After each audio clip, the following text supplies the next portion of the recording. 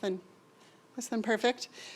So my name is Sarah Johnson. I'm the director of the air quality program in the New York City Department of Health and Mental Hygiene. That if you're thinking, it seems a little weird that an air quality program is in a health department, you're right. It's usually things like the Department of Environment or something like that that houses air quality programs. But we're specifically interested in and thinking about neighborhood air quality and how air quality differs between New York City neighborhoods. To that end, we, back in 2008, we started collecting air quality data and have been doing so since. So we have 10 years of the New York City Community Air Survey, or NYCAS, which is what I'll call it. So that was from December of 2008, and up on Earth Day, we'll be releasing our 10th year of data.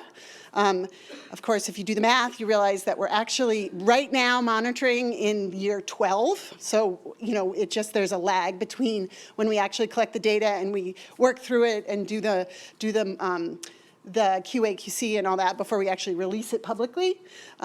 What motivated the establishment of NYCAS was that, we know we are living in an urban environment. We know there are an array of sources of emissions that are of pollutants in the city, from buildings, from vehicles, from power plants and all that.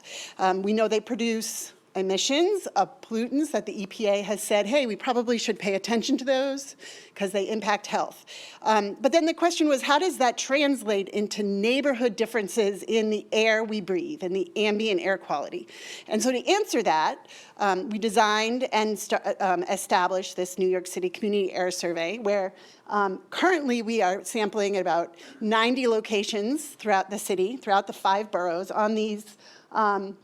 It's really small, but the photo is in the little yellow circle is these battery-powered sampling units that we collect, where we collect 2-week integrated samples of the main criteria pollutants. So not NO2, NO, PM 2.5, SO2 during the winter, ozone in the summer, black carbon, and that we take that data, we take that monitored data, and so we have data from about 90 sites, and we can look at that data itself and what we know about those locations and understand how the actual monitored data is changing over time.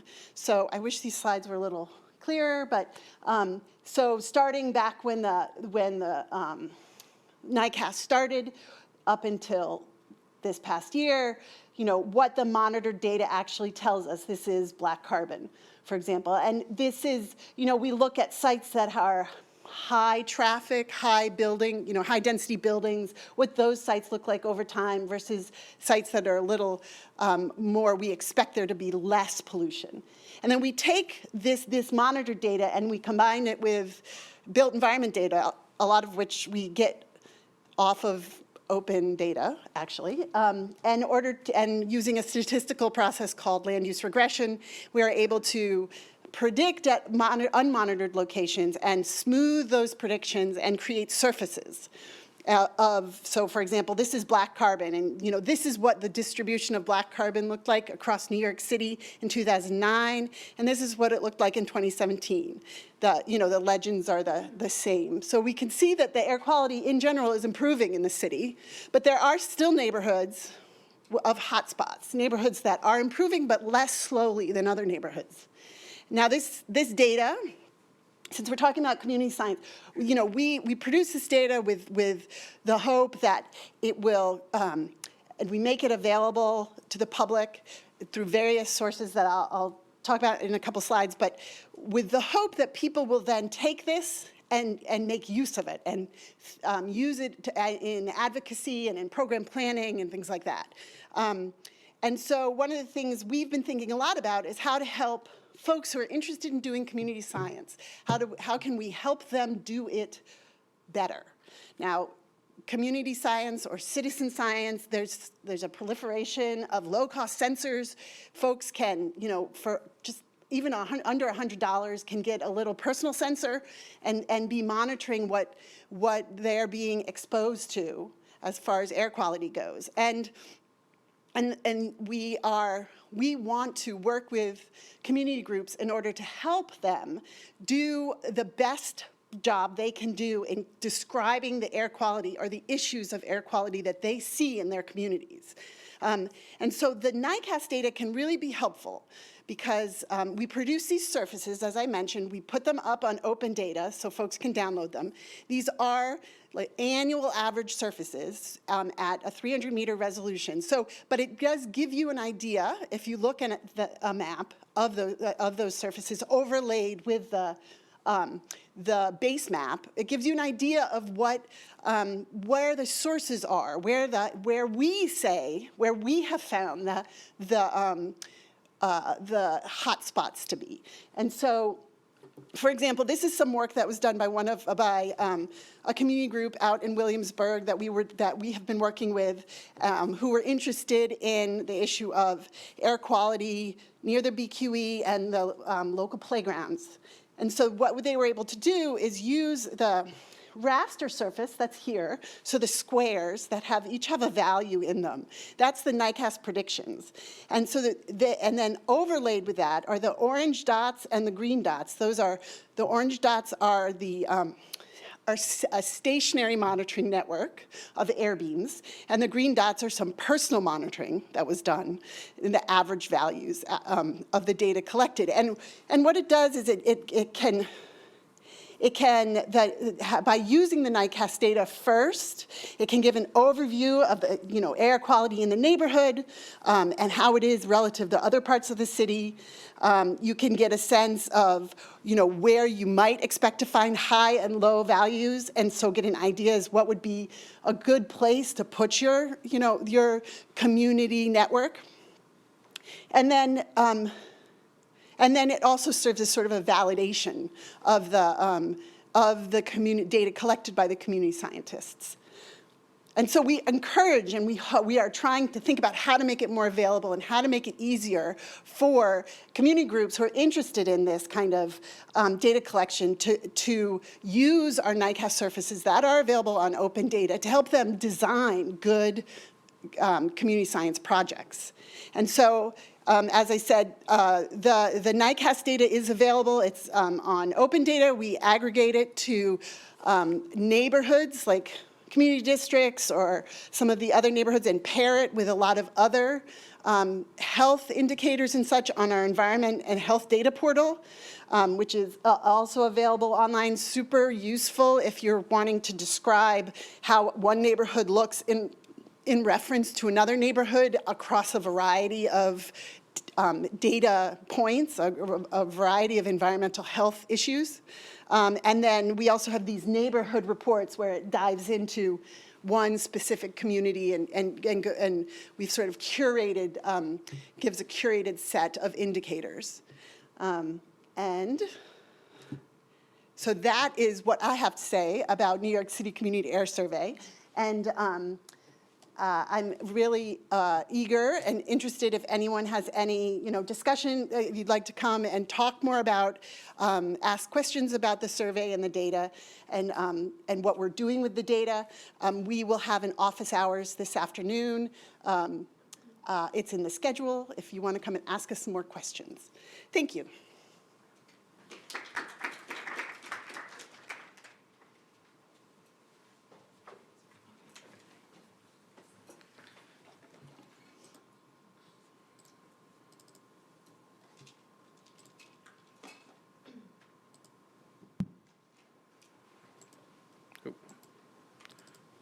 Why is this?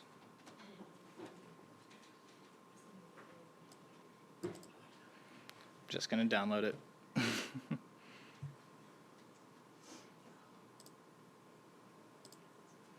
There we go. Hi, I'm Daniel. I am the Economic Development and Technology Policy Analyst with the Manhattan Borough President's Office. You've already heard a good bit about what our office does. My role in the office is to work on legislation, research projects, general lobbying for other issues in the government and keeping an eye on our city agencies and making sure the ones that I interact with are, doing their job, which generally they're pretty good at. So the project that we're working on that we want to talk about today is air quality sensing at the Grant Houses. A little bit of background on the Grant Houses. It's a public housing development up in Morningside Heights at the very northern border. It was built in 1956 at about $29.2 million. It probably needs at least that much money today for renovations if we wanted to make it up to snuff. There are 10 buildings with 4,400 apartment units. We don't have an exact number on how many tenants there are, but as you can imagine, all of those units are packed, generally with families. It has the longest list of unmet repairs in any New York City housing development, which is one of the reasons we wanted to do some work there. Also, our office is across the street. Our uptown office, we have storefronts. We continually hear from our community members who are in the Grant Houses Grant Houses residents, and we hear a lot of the complaints. We hear a lot of the complaints about respiratory illness, about asthma. In New York City public housing, you have a 30% or more higher likelihood as a student to have asthma if you grew up in New York City public housing. It's absurd.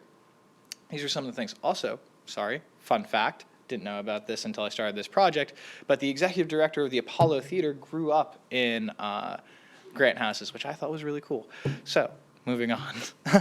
Health and NYCHA, just kind of started on that. There are a ton of issues with NYCHA buildings. They were built in an era where there was a lot less regulation, where we were trying to build a ton of housing for a lot of people very quickly. There's lead paint. There are boilers that don't work or haven't really been working since the 1960s.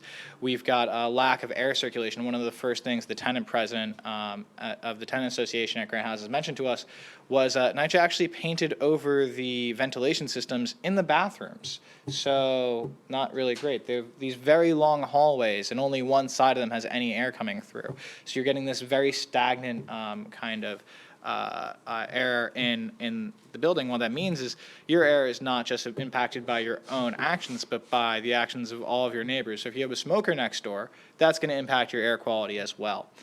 Going through. So the outlook was, we recognized this was an issue. We recognized that public housing needs a lot more support from government, and we have a greater ability to meet that support as an office today. There are advancements in technology that allow us to cheaply get sensors, to use certain technologies to get an inflow of data in real time and allow us to keep an eye on our tenants' environment, and use that data to, one, make recommendations to the tenants themselves, two, get NYCHA to be a little bit more responsive, making sure that when they are responsive that they actually have made an impact on the living situation of our tenants. And three, I think the data in and of itself can be helpful in long-term planning in and of itself. So we partnered with the Grant Houses Tenant Association, the Things Network New York, BetaNYC, CUNY, and WEAC. We've also spoken with Silicon Harlem, who's going to be joining on as a sponsor as well. And the project itself, essentially what we did was we built from the ground up with MCCI, who thankfully donated a lot of this equipment to the Things Network. They have a close relationship. And we built these sensors for this project to measure particulate matter, volatile organic compounds, heat, and humidity. There are a few other things in there that we had originally, but when we spoke to tenants they didn't feel comfortable with, such as light. Light can tell you when people are home, and they weren't very comfortable with that, so we removed that. We had a little bit of atmospheric pressure, but that can kind of tell you what floor you're on, and there was some concern about any response from NYCHA that might be punitive, or there was some concern about that, and these were things that we as we went through the building process of making these sensors that we responded to, and we wanted to make it as easy as possible for residents to participate in the study. So really quickly, because I feel like I didn't actually address what we were doing, we built these sensors and we gave them to tenants to have in their homes. And when I say give, I mean completely give. They are the property of the tenants. We are never going to collect them again. They can have them for as long as they want. Those sensors communicate with a gateway in our office, where I'll show you a slide on that in a second, and send the data to a secure server, which is operated by CUNY. And there, tenants can actually see their own data. We give them a code. We don't make sure that it's all private, which we'll get into a little bit more later, and they can see how their air quality differs throughout the day. This project is also going to be is acting somewhat as a pilot for CUNY, who wants to make this more of a citywide project on air quality throughout New York City and Manhattan. So it's open source hardware and software. Just want to make sure I hit all these points. And yeah, so we already have it. So, and the sensors are installed by the people in the Grant Houses Tenant Association themselves. We give them the sensors. Sometimes I'm there if people feel comfortable with it. If they don't, they can interact with someone who they know, who lives in the same units as they do. And it's great because it's a very simple setup. All you have to do is plug it in. The batteries last a good bit of time.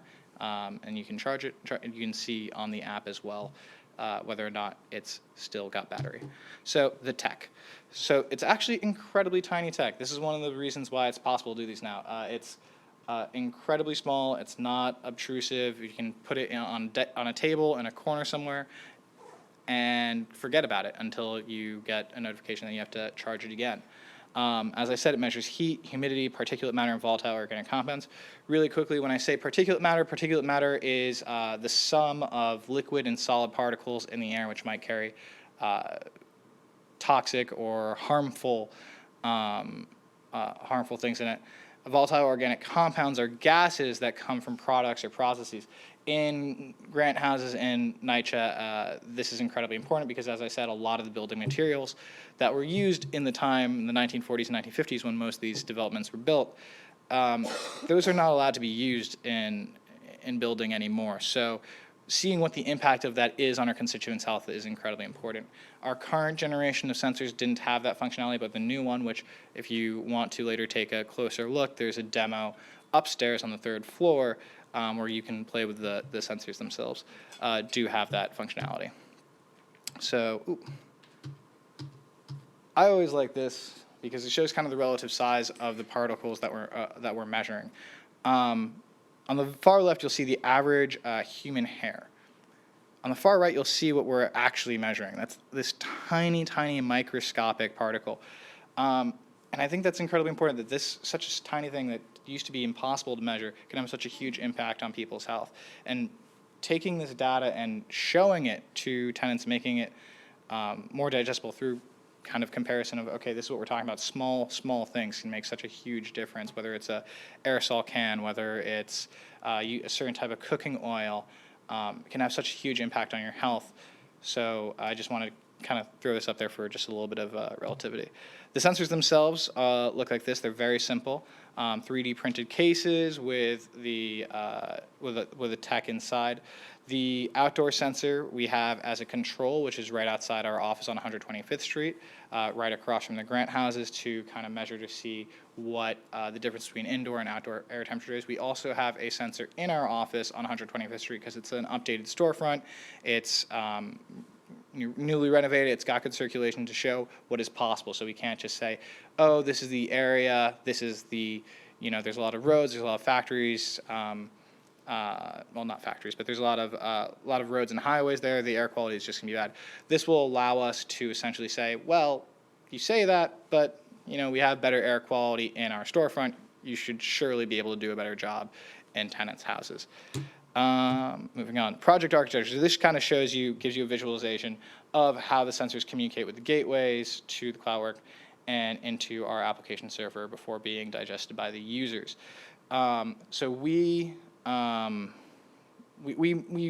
taken links to make sure all the information is private, that we don't have any link to any individual participant in our study. But one of the great things with this as well is it allows us to have short, medium, and long-term goals that are met. In the short term, we have our CUNY fellows who we work with BetaNYC, who are going to be able to essentially say, oh, this is a tenant in Grant Houses, maybe a senior citizen, whose heat dropped below an acceptable level, and immediately inform NYCHA and say, hey, we have proof. And as Gail was saying earlier, a lot of times they'll send a mechanic. The mechanic will go and say, no, the heat's working fine right now.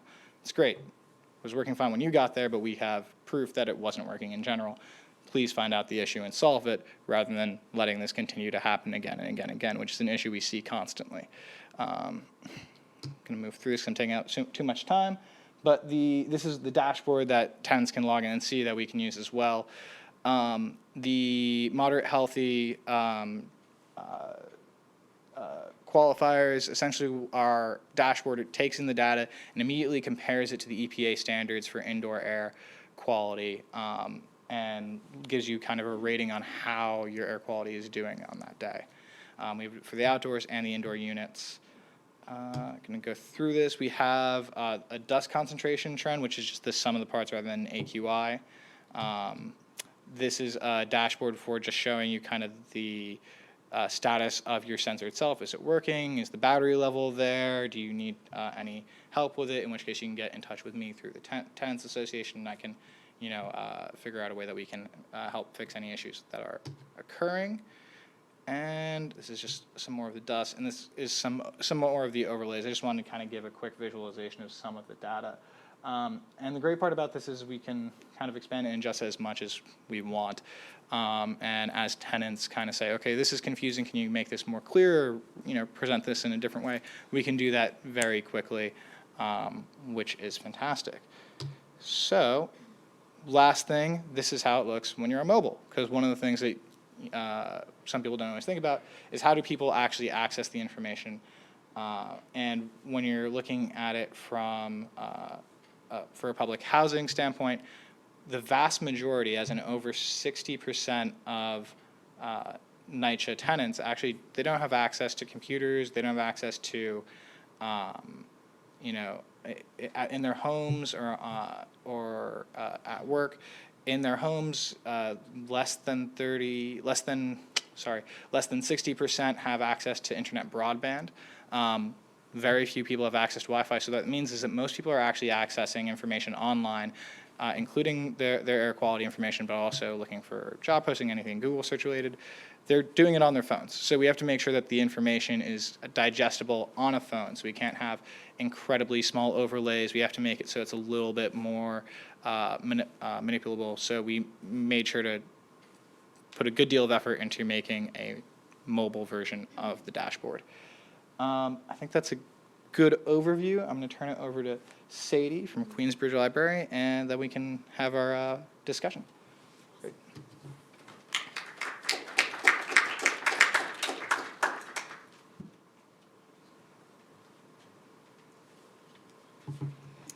Cool. Thank you guys so much for coming out and showing interest for this stuff. I'm really excited to be here and actually getting to know some of these projects that I was actually introduced to them through this conference. So it is great to learn about these projects that are all very similar and have a lot of overlapping needs and interests and obstacles. So yeah, I'm here representing Queens Public Library, specifically a tech lab that is just about a mile north in Queensbridge houses. Let me get into presentation mode here. And I'm also coming here as I'm an educator and a program designer at the tech lab, but I'm also a artist, organizer, and community scientist myself. So I'm really new into the kind of science and data world. So I'm always coming at it with new perspectives on how to outreach with this type of work and what language to use, how to represent it, how to use art, how to use culture, how to use music to reach people in new ways, to be able to really meet people where they're at with this type of work. So just to get started, I'm first just going to talk about what the Tech Lab is, so you gain some perspective into what we do and how we are initiating our kind of community science resources. So the Queensbridge Tech Lab is a branch of Queens Public Library. So Queens Public Library, just some little statistics, but we're one of the biggest systems in the country, and we host not only a ton of books, but access to 80,000 educational, cultural, and civic programs a year. And so going to the point that Daniel was just making with resources, where a lot of folks, only have access to their mobile phones for, applying for jobs or looking at air quality data. We are a tech lab, so within a library system. So this means that we actually rent out laptops, or you can come to the tech lab to use free resources, such as laptops, computers, printing, etc., as well as a lot more, which I'll discuss in the next couple slides. So we're all over we're all over Queens. As you can see, we're all the way in the Far Rockaways. So we also meet the needs of a really diverse group of people.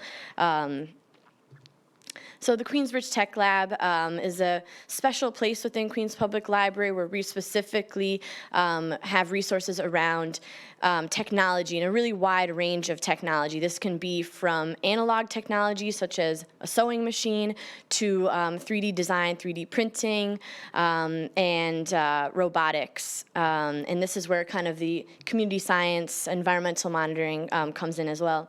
But we are co-located, like I said, in Queensbridge Houses. Queensbridge Houses is the largest housing development in North America. It has about 9 blocks and houses around 7,000 people of all different ages and demographics. So just going into our programs, particularly what we do at the Tech Lab is a host of programming, and we're pretty new. We initiated in 2017. However, Queens Public Library has been within Queensbridge Houses for over 70 years, so we definitely have a connection with the community, but we're just revamped as a tech lab about 2 years ago, so we're still really learning about what the needs are for the community are from a technological and literacy standpoint, and so that's what we're there trying to meet and learn from. So as of right now, we do a really, like I said, holistic kind of technology education experience, going from just computer basics, how to use a computer, how to use the internet, to we offer Adobe Creative Suite. So we try to also have software that is used within the current contemporary technology sector. And we also have a Chromebook rental program and provide data privacy and also programming around open data as well, which my director who's here is going to be speaking more about at 4:15 today at the conference. So you can learn more about libraries' place in open data. We do job readiness, entrepreneurship. So this goes into just one-on-one resume assistance to how to start a brand, online business, and portfolio development. So these are some headshots that we took for some of our patrons. And then we get into creative technology and the arts. As I mentioned before, I think all this stuff is connected, and it's very interdisciplinary space where you can just come and explore technology at your own pace and at your own level. We also have an artist in residency program, and this is something that might be more integrated into our community science initiatives. But this is where we have an artist or a technologist come and actually kind of use the space as almost like an art studio or art gallery and connect with patrons on that level from kind of an art and tech space. So now kind of going into community science, data literacy and advocacy. So as you can see, we're really a space of a lot of different types of resources, and I think it's really important to show the breadth of that technology touches upon, which is almost into our everyday lives, because we know technology can be obviously coding, but it's a lot more than that as well. And you might connect with somebody from a public health standpoint rather than maybe the software engineering standpoint or maybe from the art standpoint. So that's what we're trying to do at the Tech Lab, is just create a lot of different pathways into exploring technology. So as somebody who's interested in science and data and kind of your built environment, especially, we're in New York City where a lot of people feel like we're in a kind of concrete space, that there isn't any living, we don't live in a living environment, besides seeing rats sometimes in the subway, but we definitely are, and I think by creating ways to explore technology and kind of have more senses beyond our 5 or 6 senses, whatever, that gives just more avenues for inquiry. So this is where we kind of use technology and we use community science to also embed everyday New Yorkers into place and connect with their urban kind of living environment. So a project that we hosted, this is kind of our first kind of step into community science, was a project that we hosted this past summer, where it was an 8-week-long project where we just kind of explored air, water, and soil, like locally in Queensbridge, using microscopes, using aerial mapping with a balloon, and using air quality monitors. And this is something else we did too, which is a little bit more on the analog side of things, but we actually took an urban nature walk where somebody who's an herbalist walked us through Queensbridge houses and pointed out all the different medicinal and herbal medicines that are growing just out of the grass. So it's pretty eye-opening. And then we actually documented that data through a database using an app. So we kind of collected the data and then mapped it. So there was a technology component, a data component, and also a cultural component. There's a lot of different things that are growing. We did tell people not to eat anything coming out of the fresh soil in Queensbridge just because of the soil might not be so good. But it does open up some different questions and queries. And so I'll just dive a little bit deeper into this section when we did air. So air is really interesting. Something I didn't mention with this project is that, as you can see, there's a lot of under 8-year-old kids in this picture. In this picture, we have actually some high school teens.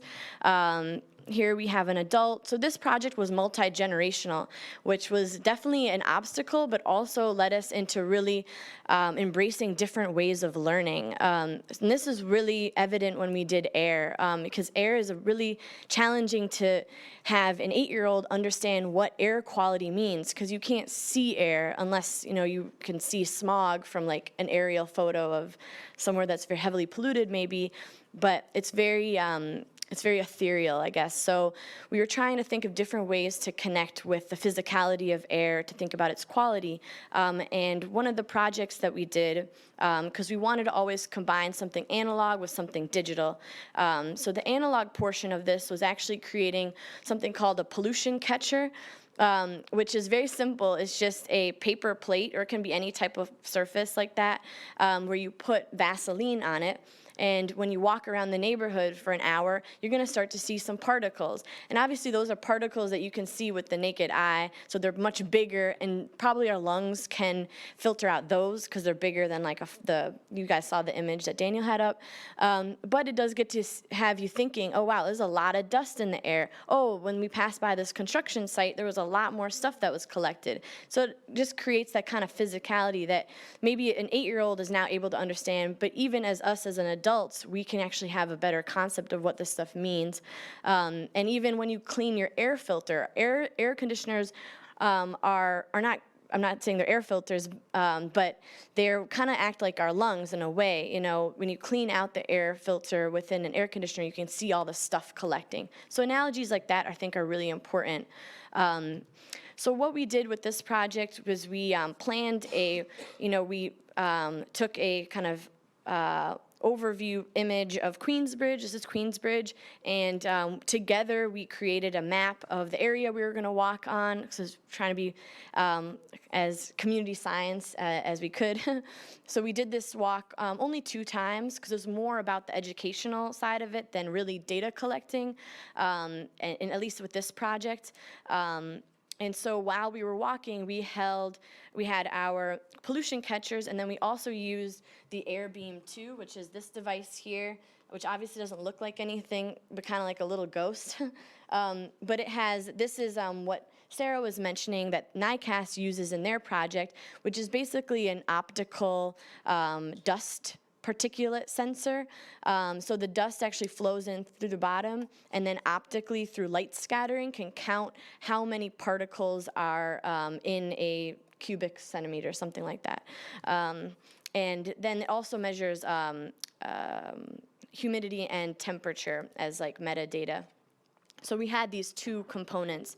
And as you can see, we also did a little bit of documentation of like how many cars and trucks, things like that we saw in order to connect with it. But basically the AirBeam, and I can show what this looks like on the app afterwards, but this is a mobile or fixed sensor, so it's also very affordable and it's open source. So you can actually find the schematics for the technology and build it yourself, which is kind of like the technology that Daniel was showing. Is pretty much the same stuff that's in here.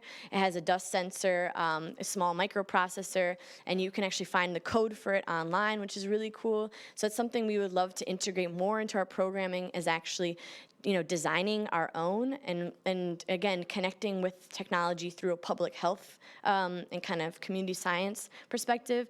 And so we just gathered some real-time data and got to see it on the app. As we got closer to the Queensboro Bridge, we saw some of the numbers spike up. So it was just a really great educational resource. So once we went to analyze our data, we downloaded all the data from AirBeam as a .csv, which is just a spreadsheet. We really didn't have much data because only did it for like 2 days. But it was, again, a really great learning experience. And we had our high schoolers use Excel to do some really basic kind of functions and such, and created this graph. And we saw, as you see here, this really huge spike. And we were doing this on Saturdays in Queensbridge in the summer. So as you guys probably know, we live in New York, there's a lot of barbecues in the summertime. And so when we were looking at the data, we were like, oh, wow, what is this spike caused by? And we were thinking, we're like, oh, it was probably because we were walking by, one of the senior centers that has these barbecues every Saturday. And we were like, barbecues aren't necessarily bad.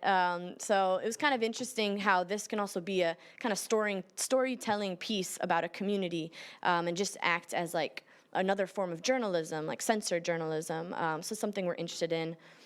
Again, this is PM 2.5, so that's the stuff that your lungs can't filter. Yeah, it says up there.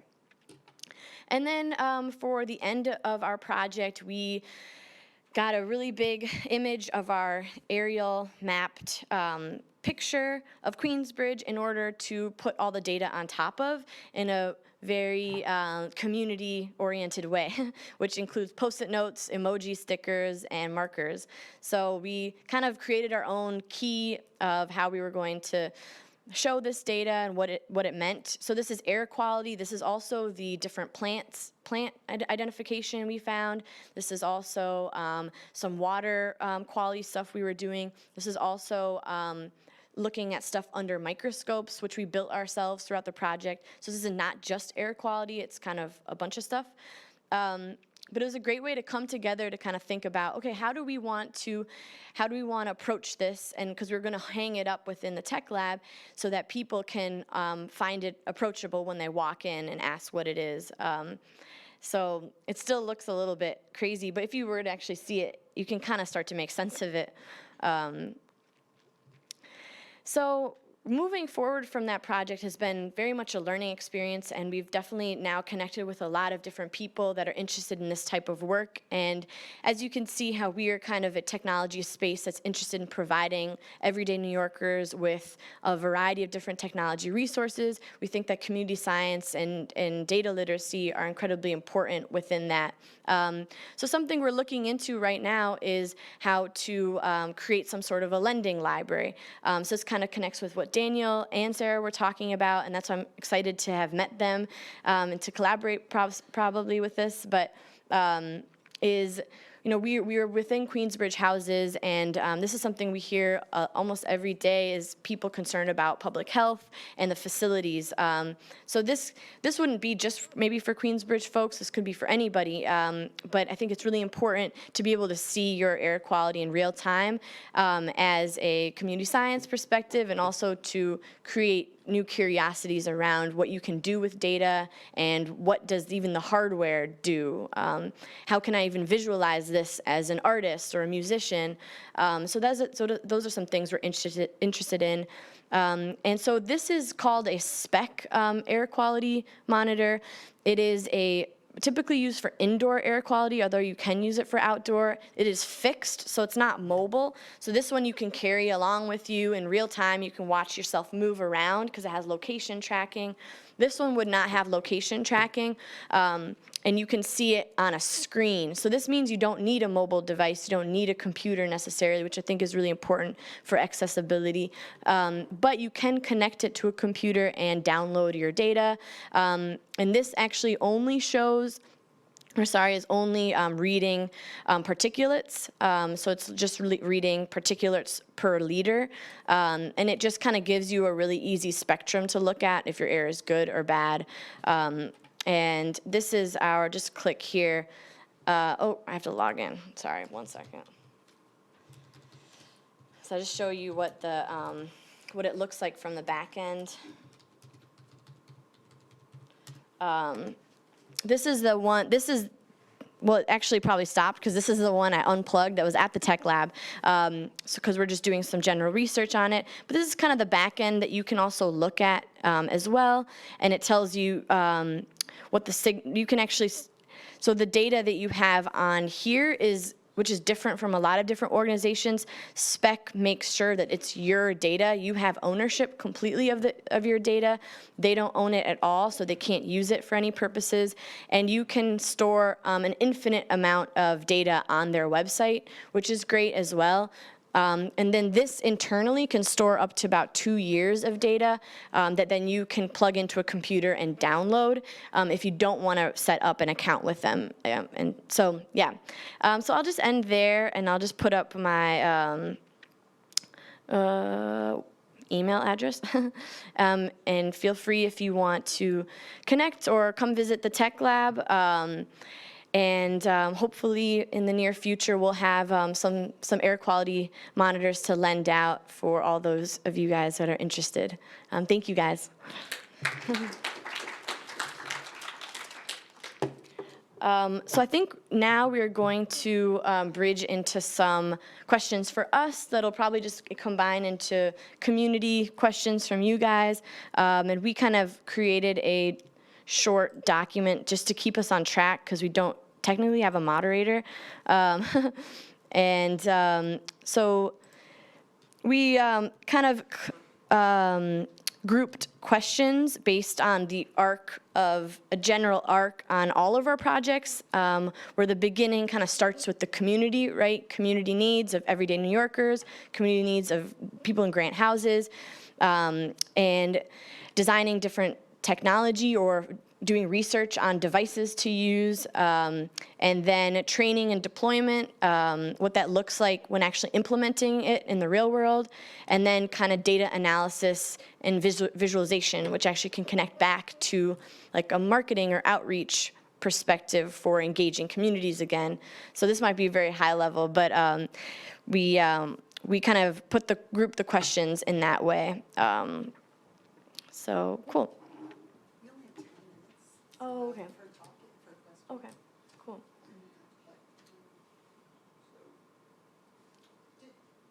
We can, we can ask each other questions, but maybe since we only have 10 minutes left, if there's any questions out there, maybe it makes sense for you all to. Yeah, I think that's how it is.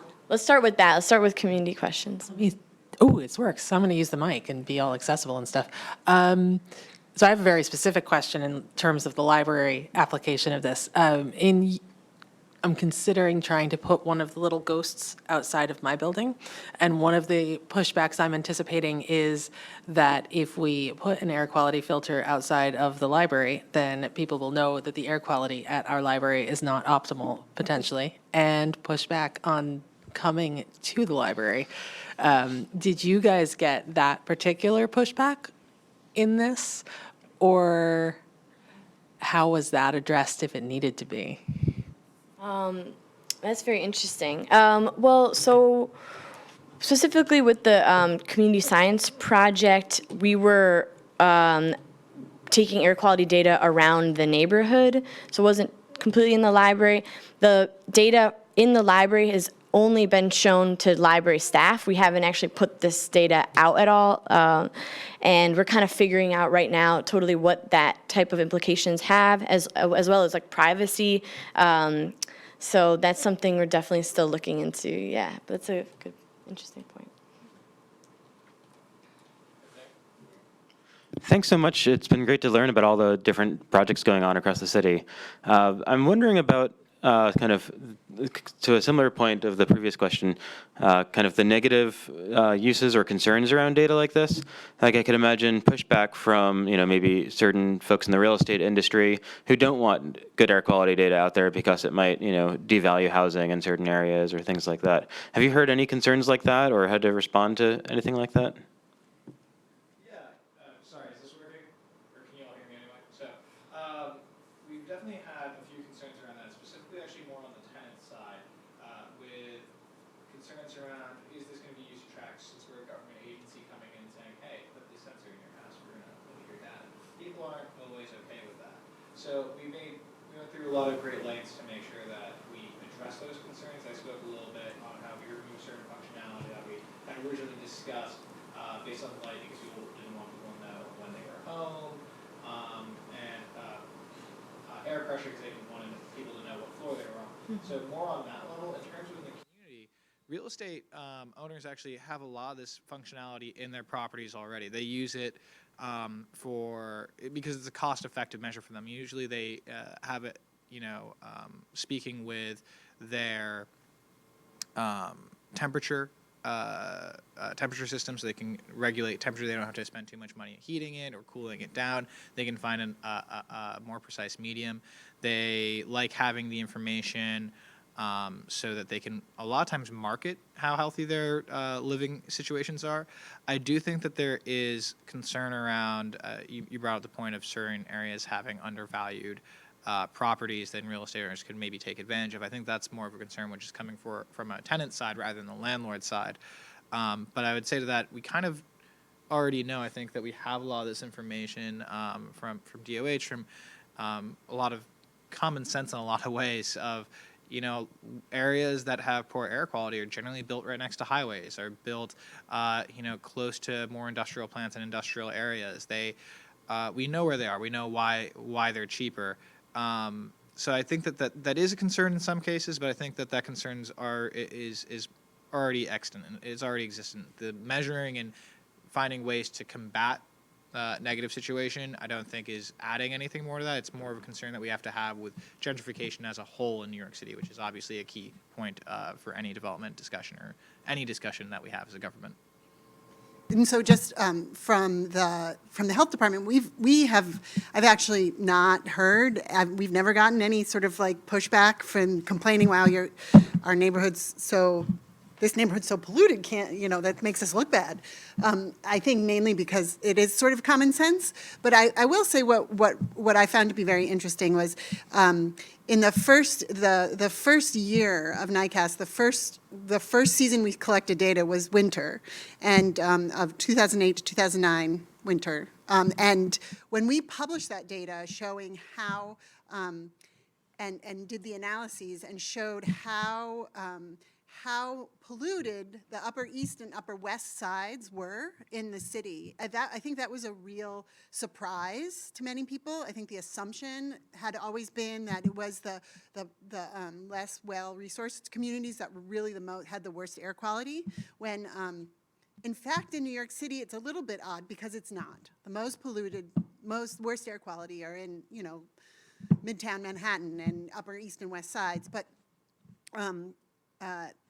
those are not the neighborhoods that have the biggest air quality health impacts, just to be really clear, okay? Those areas are Northern Manhattan, South Bronx, Central Brooklyn, for a variety of reasons. But what was interesting was once that information, that data was out there, there seemed to be a lot more motivation and advocacy from those neighborhoods to pass things like the residual fuel oil ban.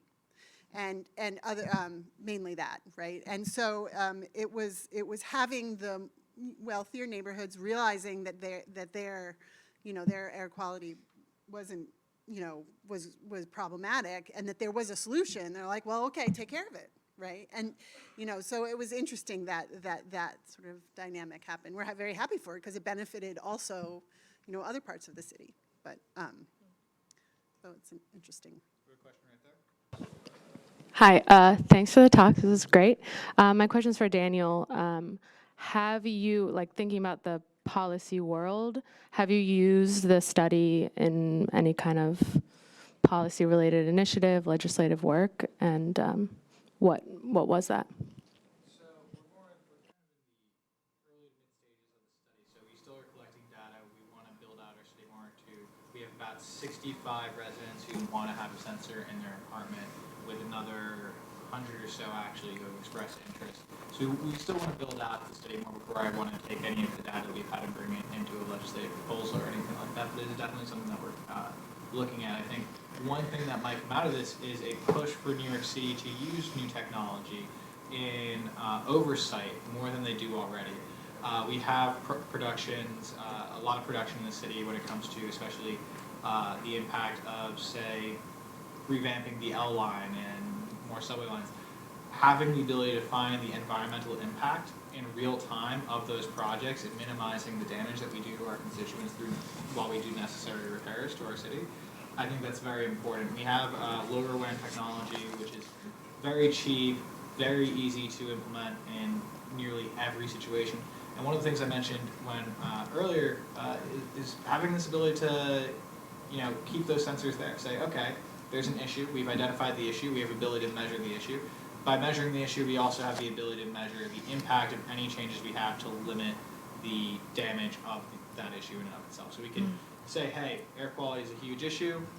We recognize that. We've measured that. Say we go to NYCHA, say, hey, NYCHA, you have to do 1, 2, 3 solutions. Sorry. Is this better now? No. So we have the ability to go and say NYCHA has these solutions, and we have the ability to track whether the internet. Sorry. Oh. Can you share the microphone? Oh, for the internet. Yeah, for the internet. Sorry, internet. So we have the ability to track whether the solutions that we put in place are actually effective. So oversight, not just of the of identifying the issues, but of the efficacy of them. So I think that would be more of the push that at the moment. But obviously, it would depend on the data. Right, and just, I want to put this plug because I do work for the city, and so we are all about, we love the idea of collecting more data. That's great, but we have to remember that data in and of itself doesn't solve the problems, right? That has to be tied to policy and regulations, and then the ability for the city to enforce the regulations, right? And unfortunately, that means funding to be able to pay more inspectors to go out and, that sort of thing. And or other, like with DEP's anti-idling campaign, a system where where the public, it's crowdsourcing the enforcement, right? That's pretty creative. And if,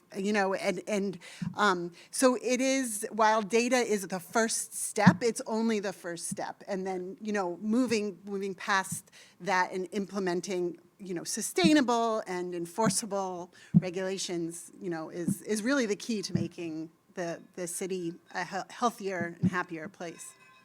I'm hearing a cowbell, which I think means that we're a little bit out of time. I think that all the Can speakers I ask one more Yeah. question? Well, I just want to ask a question to Daniel because I just think this is an important thing to touch upon because it's something we saw when doing our project in Queensbridge is the kind of intimidation of some of this type of technology, especially if it's going to be in your household, just because within this community there's a lot of concerns around over-policing and surveillance, and how have you kind of addressed that with community members who are excited about maybe having the technology in their homes, but are concerned about the kind of surveillance or the personal side of that, how it's, I think that's the only one that's working, so. Pass the mic. Okay. So, it's a huge issue that we have to take very serious steps. I think the first step of that was to reach out to community leaders in the tenant association. So before we really got into a huge planning stage on this project, we had a concept, we had an idea, and we brought it to the tenant association president, who brought together a number of other leaders in the community. And we involved them in every step of the iterative process when it came to designing the sensors. And that meant that they were an integral part of the project, not just as helping us get the feedback that we need to create an effective tool, but also so that they could be people and resources for their neighbors, so that people can come to them with questions like, all right, are these people that we can work with, that we can trust? Are they going to do anything? What does this actually do? They have the ability to answer those questions. They know very well, this is what the sensor does, this is where the information is, it's private, this is how it's private, they're not taking your information on where you live or anything like that, because I've made very sure that we have none of that information. My policy is, if it's dangerous because someone can steal it, then don't have it. So we just made sure we didn't have any of that information instead of making it a risk. And I think that was one of the ways that we could reach out to people and build a bridge of trust. I think that is something that really needs to be done better and more often, and not just city projects, but projects across the board. A lot of people come in with a, hey, we have this thing for you. One of my, just as a quick end note, one of my good friends works at a nonprofit, does a lot of work in various parts of Africa, and one of the things that they did was trying to fight malaria. They brought in these mosquito nets for everybody, and they just handed them out. They're like, all right, this is going to solve malaria. People didn't really need the mosquito nets because there's a larger resistance to malaria, and they used them as fishing nets instead. And it was this great kind of moment of, oh, we really, really failed to address what the actual need in this community was. Still helped them, but it was a better resource actually used in a different way, which I always find is fascinating. Completely off topic, though. Just a quick one. We've been talking about surface air. What about the underground air in the subway system, using community science, not just relying on the authorities, but have crowdsourced data? Have you thought about it, work on it, or anything about that? I mean, we have certainly done some, sorry, internet. The health department has certainly thought about and done some sort of, what do I want to say, kind of like casual, like sampling during our commutes, like our own commutes. And it's something we would like to pursue. Unfortunately, Columbia has a group. I think it was Columbia. They published a paper where they had done, some sampling in the subways and found the air quality to be of issue. And it's just a matter of figuring out how to work with the agencies involved, the MTA. So it's definitely on our radar. Yeah. So you like to collaborate with the universities if we are interested in doing that with you? At CUNY. I think we would be open to it. Yeah. Okay.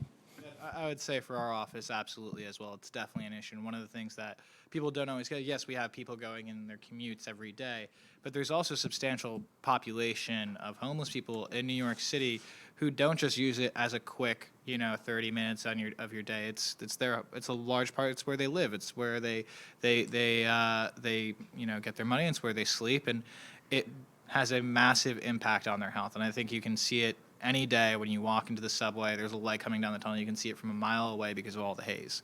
So it's absolutely an issue. It's absolutely something that we've thought about. And just kind of finding the right way to do a study around that is very important. I think that we have overstayed the cowbell. I think that all three of us will probably be around. If you have any other questions, please feel free to come up and talk to us. I'll be around all day. I know I look very intimidating, but I'm quite friendly, so don't be scared. Thank you, guys. Thank you for your.